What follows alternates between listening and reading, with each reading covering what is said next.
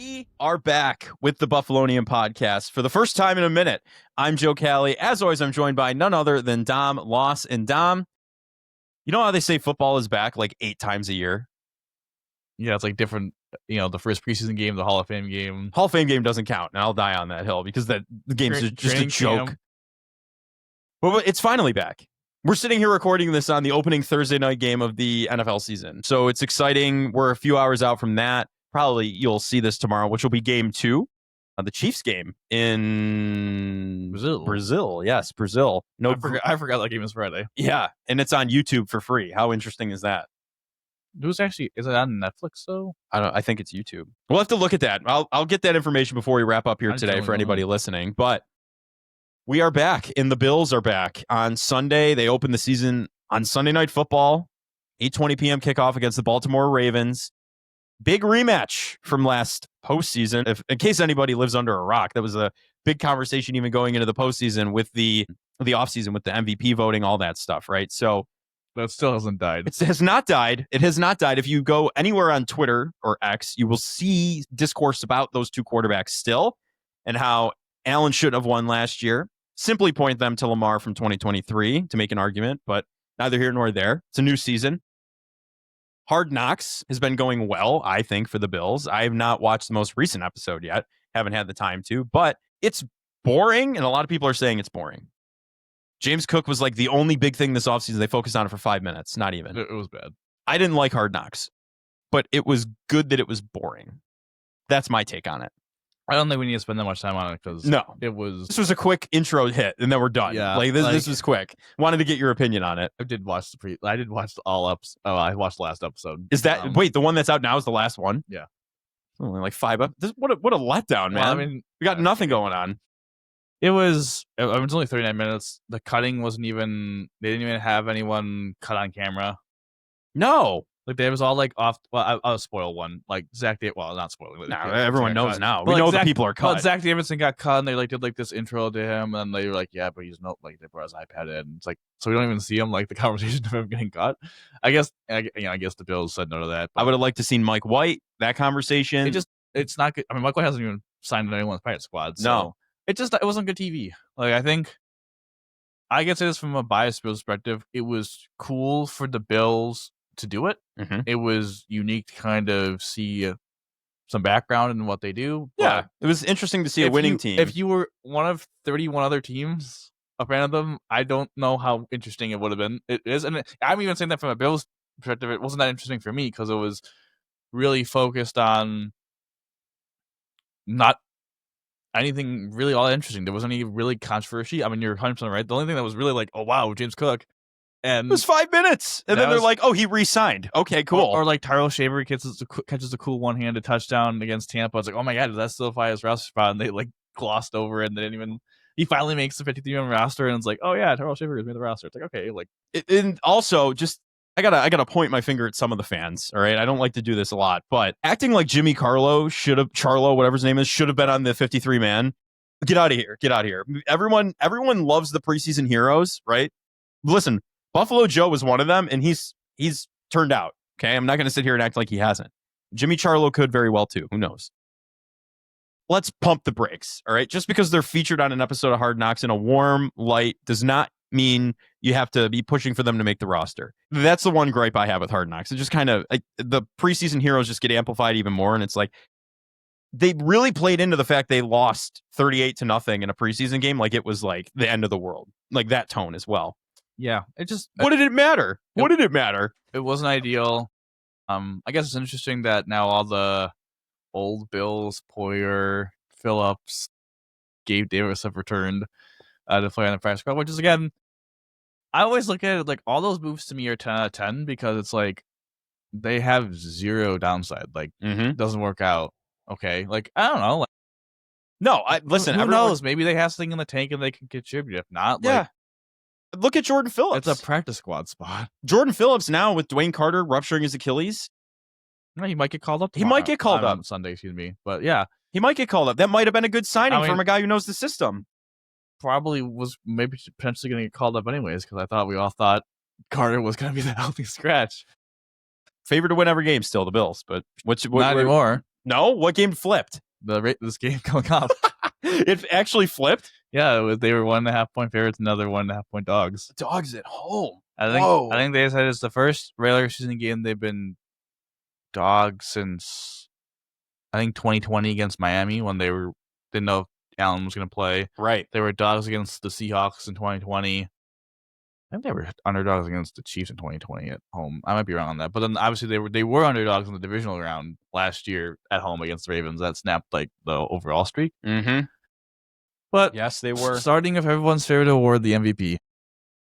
I'm gonna shoot the same shot I did last year. I think if the Bills do go 14-3, 15-2 even, like a lot of people think they might, and go to the Super Bowl, there's going to be one common denominator here, that Allen balled out again.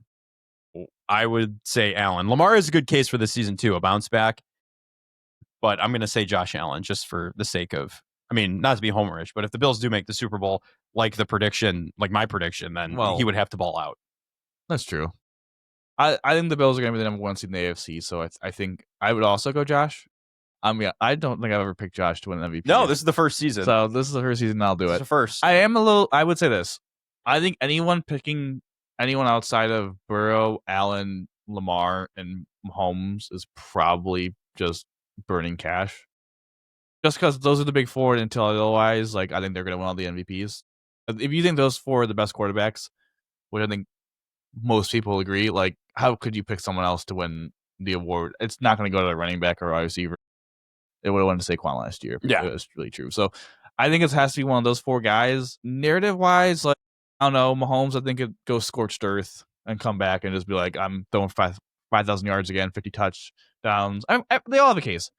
Anyone could. If Burrow gets a little bit of defensive play. Lamar has a case of being like, I was wrong last year. I think Josh has a decent case too, because it's I don't know, I could see Josh having a little bit better raw numbers.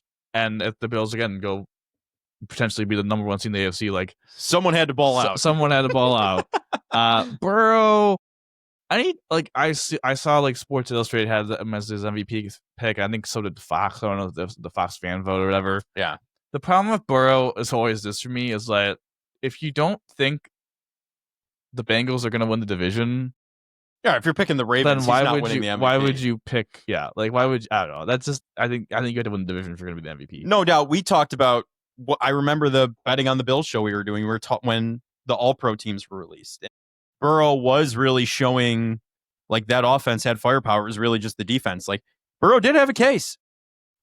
Unfortunately to say, wins matter. Wins do matter. Unfortunately, wins are not a quarterback stat, but also at the same time are in a lot of cases. So that's the optics of your team matter. That's until the Bengals figure themselves out on defense.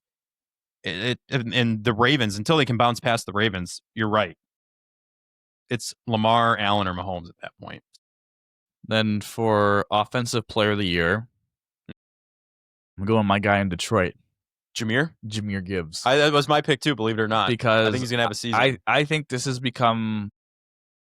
I feel like this is going to become a running back award. I really do. Chase didn't... I know Saquon ran for 2,000 yards, but I don't know. I really feel like this is going to be kind of a running back run where I don't know if Chase is going to have quite the season he did last year. What other wide receiver, just Jefferson, CD Lamb could go scorched earth because Dallas's defense now trading Micah Parsons.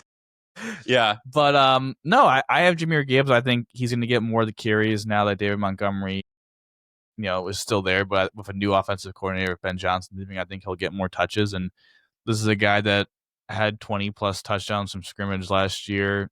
I think he has another chance to do that and maybe get, again, more raw totals because I think he'll get more reps. So I'll go Jahmyr Gibbs. I agree with you. I would say that's a great pick. Thank you.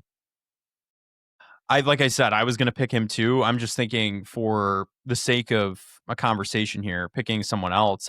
Honestly, if Saquon Barkley, I know his age is getting up there and people are worried about an injury possibly on the horizon. If he does what he does last year and actually breaks the record this year or gets close to it again, well, sure, yeah, that's the guy. That's your offensive player of the year again. Yeah, you know. Yeah, listen, good offensive line again. Yeah. Good team again. He can very well go back to back. No, for the conversation's sake, I very much like Jahmyr Gibbs, and I know you have a bias towards him, personal bias, being on your dynasty fantasy football team. But like you were picking Josh Allen, but yeah, I guess so, right? I mean, for the time being, we don't know. 3 first-round picks might change my mind. Not. But defensive player of the year, who you got? Defensive player of the year? I'll let you lead this one off. Micah Parsons, Green Bay Packers. I thought you were going to mess up and say Dallas Cowboys. No. I think just to comment on that, just absolute cluster. You know what? Jerry Jones is going to Jerry Jones. At the end of the day, that's what happened. Gerald? Gerald. Jerral. Is that his name? Gerald. What? Yeah. Is that true? Look it up. Man. Gerald Jones. He's going to Gerald. Gerald's going to Gerald, I guess. But Micah Parsons, I think on the Packers, who are already like a year away from being a year away before he was there, and they're like a year away from the bowl. I mean, like Jordan Love's putting something together there. I think adding that big piece to your defense does put you into somewhat of a contender status, maybe on the lower end of it, but he's a game changer. If he could really get in there and blow things up in your division, especially against a team like Chicago with Ben Johnson, if he's able to really get in there and blow up those 2 games against them, if you're able to get Detroit down again, like if you're able to get these big teams, the Vikings, Detroit, it's a tough division. So if you add that X factor and give you a little leg up over some of these guys, sure, I think you got a better spot for contention. You know, Micah Parsons is my pick. Who's yours? I'm going to go TJ Watt.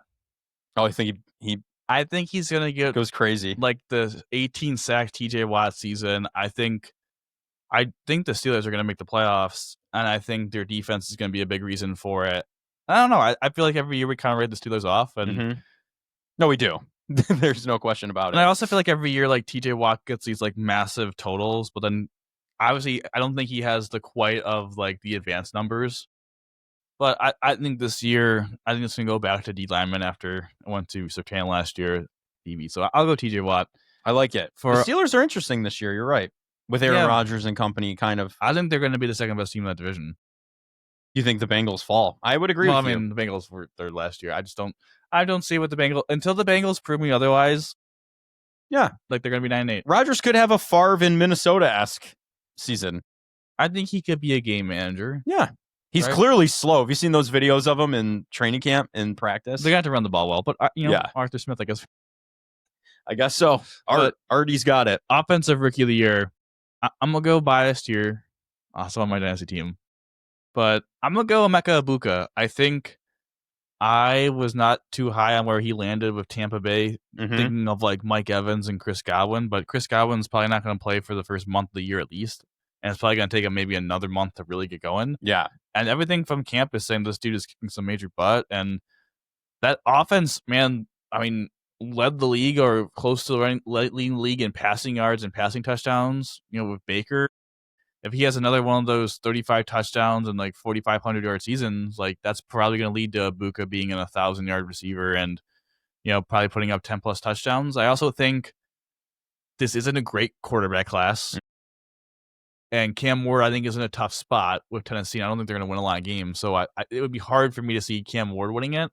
And if not Cam Ward, like Shadur's not the starter, Dylan Gabriel, like Tyler Shuck didn't even win the starting job from Spencer Rattler. Jackson Dart's obviously backing up Russell Wilson. So for me, it's like I think a little bit out there is Egbuka. Like he wasn't the first receiver taken, but I think he could have the best numbers. Got some upside. The receivers, and I like Genty. I do. That's my pick. But I just didn't want to be super basic. No offense. See, I'm going to be basic. And also, I've seen just even people I know have mentioned, what's his name? What's his face? Two-way player. Travis Hunter. I always forget his name. I always do. There's no reason why I should. Travis. Yeah, I don't know. There's always, it struggles to roll off my tongue. But he's cornerback 4 and wide receiver 2. It's tough to see if he's can. Some people are saying he's going to win both. I'm like, how can you say that? No, he's not going to win both. I think it's hard to also see him staying healthy for the whole year. Yeah, he struggles to stay healthy. He does. He's a good player, but he's good. I don't know. We'll see if he stays. Brian a two-way Thomas player. is going to be a target share dog too, so it's like he could get to 1,000 yards, but yeah, I think it's going to be Ashton Genty. I think that's like you said, a basic, easy pick, but. I mean, it's hard for me to look in any other direction. He's a beast. And yeah. Amari Cooper retired today after signing there. he's, salute to him. Thank you for your time. You know what's funny? I'll give you a fun fact. Okay. Amari Cooper was the last receiver for the Bills to make a catch in the last season. Oh my God. He caught the screen pass for like 5 yards on 3rd and 10, and then the next play was the Kincaid drop. Well, drop, but whatever. There you go, guys. Last Josh Allen completion of the year went to Amari Cooper, which is his last. Hey, he's retiring with his last ball being from Josh Allen. So you know what? Okay, I'd be okay with that. He looked at Geno Smith and he's like, "Yeah, you're not doing it for me. I gotta get out of here now." But with the defensive rookie of the year, I'm going basic. Abdul Carter. That's an easy one. That one is just like there's no question. That dude's gonna be a stud. He's also playing in a good situation with the Giants. 1, being a bad team, so their defense is constantly gonna be on the field, so he can put up stats. 2, playing with Brian Burns, Kayvon Thibodeau, and Dexter Lawrence, like he'll get a lot of one-on-ones, and he also beat Osiris Torrance in the preseason, and he beat Deion Dawkins twice in the preseason. So pretty good competition. So I'll go Abdul Carter for comeback player of the year. Who you got? Comeback player of the year. Last year was Joe Burrow for the 2nd time in his career.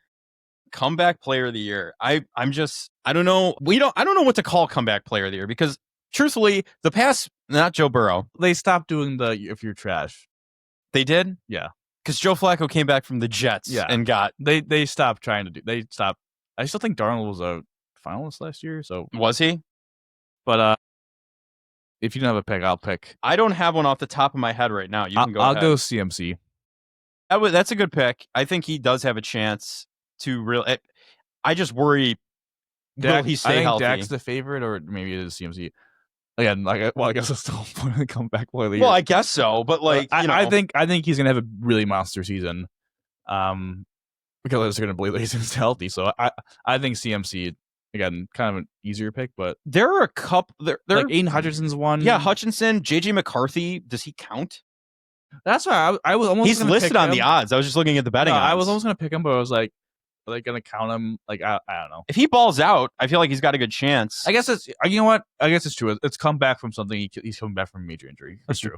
Anthony Richardson's coming back from being too tired. I would honestly, they even have Rashee Rice, who I like. I'm not gonna. He's gonna only play. He's maximum playing 11 games. Yeah, I don't know how he's on there. McCarthy would be my pick. I like Kevin O'Connell as the head coach quite a bit, and I think he's having been a quarterback. I think he's. Look at what he did with Sam Darnold, who had no career pretty much before him. And I think he could do the same with McCarthy. And McCarthy, I think, has the goods to do it. Hopefully his knee holds up and he's able to complete a season. But I think we're in for... I think that's my pick. I couldn't go any other way. Like, would Max Crosby count? Yeah. He was injured. Yeah. I guess. Max Crosby would count. But I think McCarthy's the pick for me. Coach of the year. I'm going Liam Cohen. Oh, you think he turns the Jags around? I think the Jags are going to win that division. Oh, that guy. I think the Jags are going to win the division. I do. I think the Texans are a good team. I think they have a really elite defense. I like CJ. However, I think people don't understand, after Nico Collins, Christian Kirk's already injured. They don't really have that many weapons outside of him. Joe Mixon is injured. And their offensive line is terrible. So, I think that could unravel pretty quickly. So I'm not the biggest T-Law guy, but if anyone could get anything out of Liam Cohen's, it was awesome last year in Tampa. He has Hunter. He has Brian Thomas. I like Strange. He has some running backs. I don't know. I could see kind of a 9, 8, 10, 7 season. They win the division, and he gets the award. So I'll go Liam Cohen. Mike Vrabel. Okay. Goes from the 4th place finish to behind the Bills in number 2. I think the Dolphins and Jets are toiling it out for 3 and 4. Completely turns around the culture in New England. Elevates Drake May. They have a great season. They don't win the division, of course, but they do make a playoff appearance and a wild card appearance. So I have him turning that team around, being coach of the year. And how can I forget about the last one, protector of the year? Protector of the year. I'm just going to go Lane Johnson. I think he's the best tackle in football. Christian Wirfs is already injured. Rashad Slater already injured. I don't know about Trent Williams' health. I'd love to pick an interior offensive lineman, but it's also I feel like this is kind of going to be like an offensive tackle. It's for the tackles. I know that sucks, but I really do believe this is going to be a massive offensive tackle award, and I think Lane Johnson's the best of the bunch. Well, of course it's going to be an offensive tackle position without question, because first of all, an offensive tackle is the one who instituted the award, pretty much tried to. Deion, the snowman. I mean, I'm just looking at the betting odds here. Deion Dawkins plus 2,000. Just Mailata as well. Jordan Mailata plus 1,500. Lane Johnson second, plus 750. I had asked an important question. What do you think is the last offensive lineman position to win the award? Like last.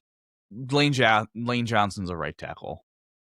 Like, what do you think the last position is that's going to win the award? I would say like one of right or left guard. I was going to say I think right center guard. could win. I actually do think out of any interior offensive lineman spot, center could win. Mm-hmm.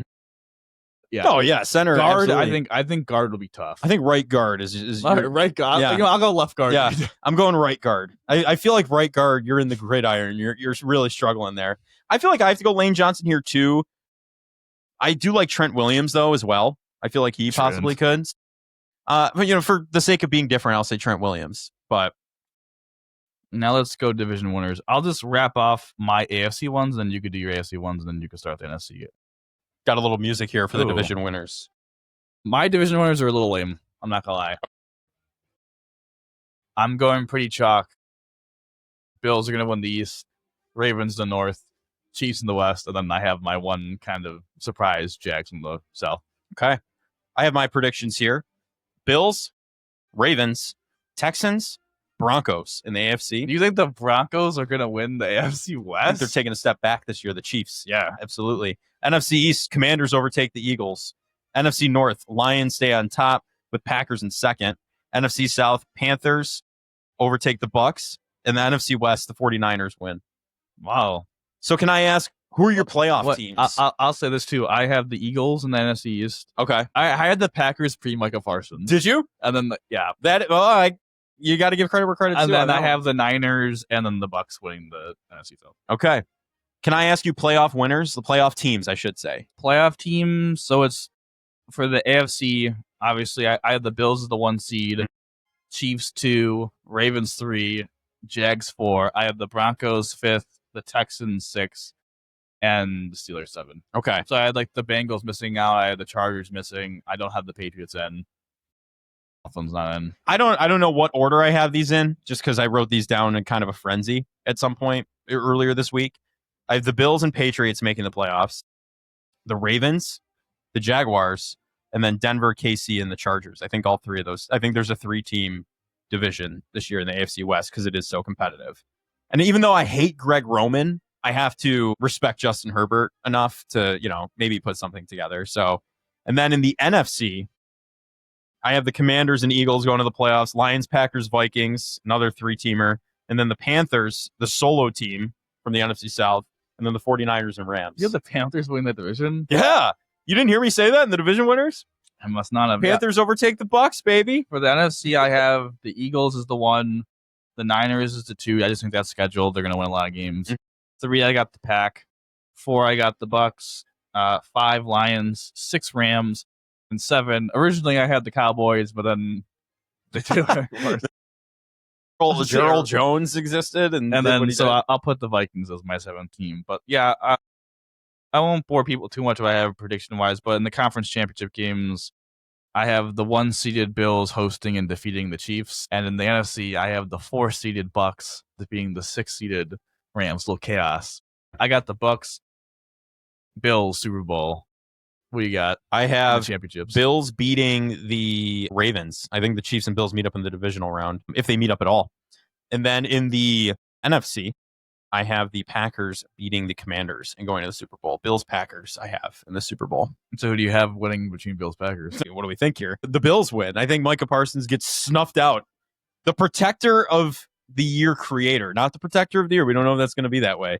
Plus 2,000 odds, though, for Deion Dawkins. I think the protector of the year, I think the offensive line just wins protectors of the year for the Bills. They really hold everybody back and keep Josh Allen safe, and they're able to put a Super Bowl performance together with James Cook and the wide receiver core they established this offseason. And I think this is it. I mean, I'm going to be honest with you. I know we say that every year. I know this is the season. This is the year. But this really does, with the core they've put together on the wide receiver core, right? Last year was just an experiment, it felt like. This season, they refined it a little bit. Yes, it's Elijah Moore. Yes, it's Josh Palmer. Guys who have been elsewhere, productive elsewhere in some aspects, now hoping to be more productive with him. I mean, best, most athletic quarterback in the NFL at that point, of elevating his wide receiver talents. Seems like a match made in heaven this year for these guys, and the year for the Bills to really run. There is the only thing that scares me for the Bills this season, but we'll get into that What about you? I got Tampa Bay 29, Buffalo 34. Oh, man. I got 34-29 Bills. I think Josh is going to win the MVP. And I made this prediction before the Bills played the Bucs in the preseason, but I was correct so far. Bills beat Bucs in preseason, regular season, and the Super Bowl. Okay. And so far, I'm one down. You're 1 of 3 right now. Yeah. You're 1 for 1 at this point. That's what I got. All right. Man, look at that. It's the season, man. I'm so excited. And then even just talking about I know this we're only doing 1 pod for the week. This week. But we'll get back maybe into doing 2 next week. But obviously a big game Sunday night. Ravens at Bills. Okay. I guess we should do our what we think could happen and predictions for that as well quickly. I think this is a game that is going to tell nothing about these two teams. No. Because I think September and week 1 are just massive liars. We saw that last year with the Bills not being fully healthy. And then they got Cardinals run for their money. Curb stomped by the Ravens. And then they played again and it was a much more competitive game. I think this game feels a little bit the same because the Ravens, again, everyone's going to deal with injuries. So I'm not going to say these guys are going to be healthy the next time, even if they're the next time the Bills play, not Baltimore. But like Isaiah likely looks like he's going to be out. Patrick Ricard's going to be out. Like those are 2 massive kind of chess pieces for the Ravens offense.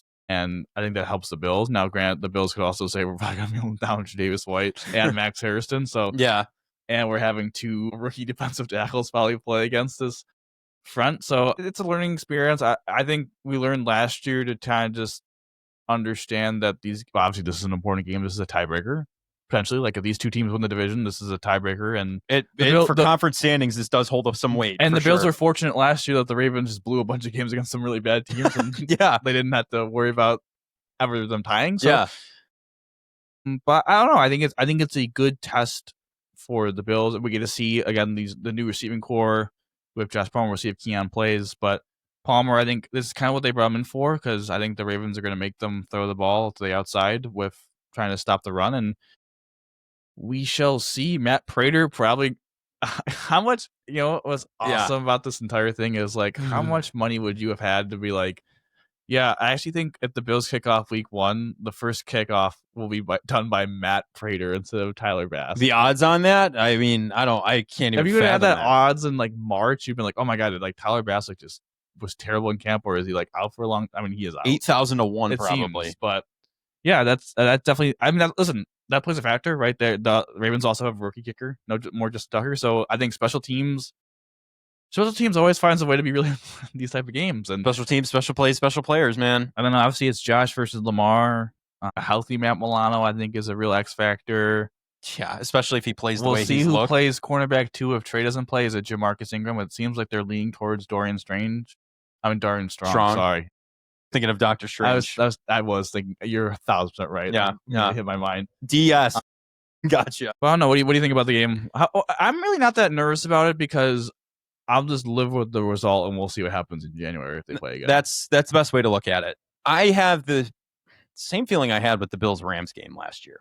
It's not trappy like the Bills-Rams game was. It's not a trap game, but that was just a funny way of saying but you get what I'm saying. It's not like we know the Ravens are good. Like the Rams last season were kind of up and down, and then they put up their best performance of the year against the Bills. The Ravens are going to come out very strong with Derrick Henry, Lamar Jackson, the wide receiver core. Like Mark Andrews probably has a vendetta. He's probably wants to catch a touchdown pass, right? To erase. Or he'll just drop another one. Or he'll drop another one. I mean, 50-50 shot on that one, I guess. But they have a lot to play for from the end of last season. They have a revenge tour, if you will. And I know that's not all of it. And I know, listen, the Bills last season, if we're going to go how they started the first game of last year, they'll be out of it by halftime. If they play the way they did against the Cardinals in the first half. How this game matters down the road, because I think there's a case to be made this is an important game for the Bills because they're the home team. Yeah. I think this is an important game for the Ravens because I think you could easily make the case the Ravens have a way harder schedule than the Bills. Right. And if they go down 0-1, down the tiebreaker, and down a game already to Buffalo, not a good look. It would be tough for them to potentially catch up.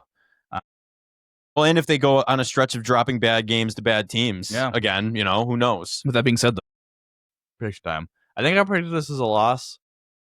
I'm just a sucker, man. I'll go 30-28 game-winning field goal by Matt Prater at the home. I hope it doesn't come to that, but that would be kind of awesome. Your first welcome into 30-28 field goal, 41 yards pure for Matt. Can you imagine? Who I didn't even know was still active. I didn't know he was still active either. Can you imagine, knocking on wood while I'm saying this, you can see the camera vibrating. Can you imagine if Ray Davis has to come in for some reason and it's him who kicks the game? You know what? I have one take, and this is classic us pod. We get back, we feel like over in third and 6 an hour. I've always said this, and I was confused by this. They made such a big deal about Ray Davis being the backup kicker. My take is this: who is the backup long snapper? I think it's AJ Epinesa, because I think I heard someone say that one time. Is it really? I think it is, but it's also like, shouldn't he get a rep in the preseason?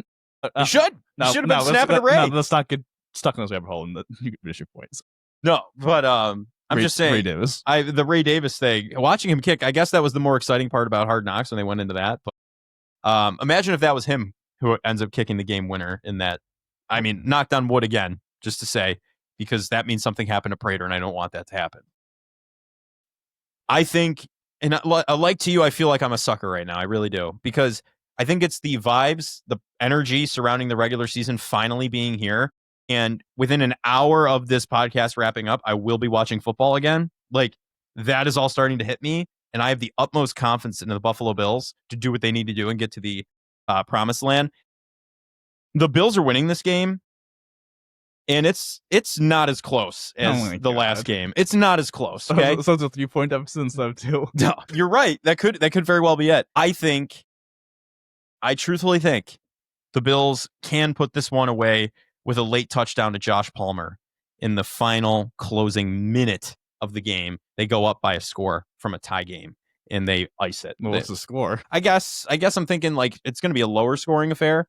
Probably 28-21, something like that. I guess that's high scoring, right? It's mid scoring, 6-7 scoring if you had to think about it. But yeah, 28-21 Bills. I think a big deep bomb to Joshua, what he prefers to be called.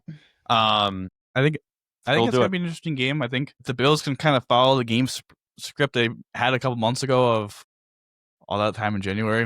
It doesn't seem that long ago, but it is. Of just not turning the ball over, playing solid, and I think ball control is going to be massive, and take advantage of short fields if they get turnovers from the Ravens. So, if Lamar Jackson starts throwing picks like he did in that postseason game, the divisional round, you should be winning by more than 2 points, and that's where I'll leave that. Right. That's where I'll leave that. But I think that does it for this first edition back of the Buffalonian Podcast.